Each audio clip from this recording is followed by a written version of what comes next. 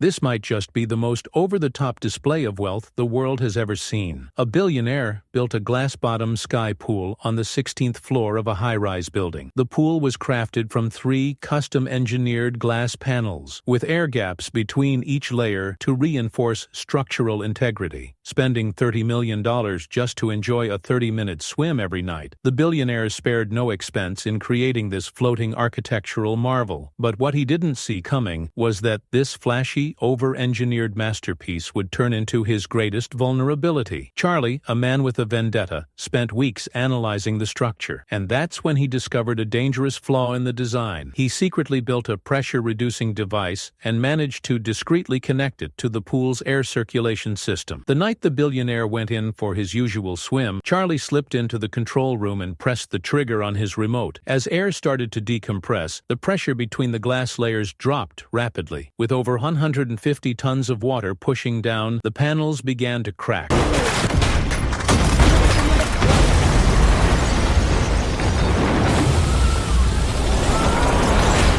And within seconds, the entire pool shattered like thin ice under a boot. That billionaire wasn't just some eccentric rich guy. He was the leader of a terrorist organization planning a major attack in London. Charlie's wife had been on a business trip there. She was captured during the operation and eventually murdered, along with 3 others. Devastated and broken, Charlie swore he'd hunt every last one of them down. He wasn't a fighter, just a quiet codebreaker who had never even held a gun. But he wasn't going in blind. Charlie knew brute force wasn't an option, so he chose to fight with what he did have, his mind. Using his position at an intelligence agency, he pulled every surveillance tape from the attack and cracked the encrypted data to identify the 4 killers. Their leader was a ruthless mastermind known as Horst, cunning, vicious, untouchable. Charlie's first stop, Paris. He tracked a woman named Gretchen, one of the terrorists directly involved in his wife's death. After days of tailing her, he discovered her Achilles heel. She suffered from chronic asthma and made regular trips to a private lung clinic. Charlie came up with a plan. He went to a flower shop and bought out every single bouquet. Then, posing as a doctor, he snuck into the clinic and waited for Gretchen to enter the oxygen chamber. As soon as she was inside, he sealed the glass door behind her. He removed the oxygen line and replaced it with a tube connected to a plastic bag full of fine yellow pollen. The moment it started pumping in, Gretchen began to wheeze and cough violently. Charlie demanded answers. Where was Horst hiding?